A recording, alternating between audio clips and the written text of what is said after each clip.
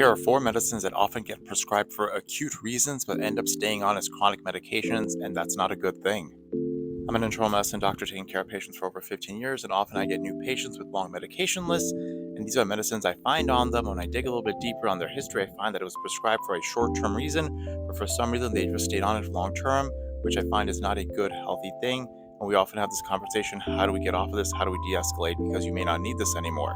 Number 1, muscle relaxants. These are designed for acute pain, short-term use, 1 to 2 weeks, but for some reason patients stay on it for a long time. Could be habit forming, a lot of risks associated with when you use it indefinitely. Number 2, sleep medicines or hypnotics like Zolpidem/Ambien and others. These medicines are never designed to be used long term, lots of risks associated with. They're designed to be used short term for acute sleep issues. Number 3, PPIs or proton pump inhibitors.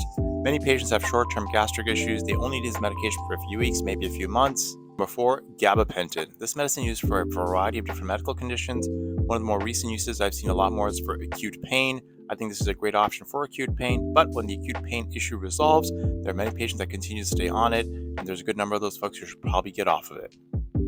Having said this, there are legitimate reasons to sometimes be on these medications long term. What I'm saying is, from my experience, I find a lot of people who stay on these medications long term, and no one has ever asked them, do you still need these medications? Because if you don't, it's better to get off of it.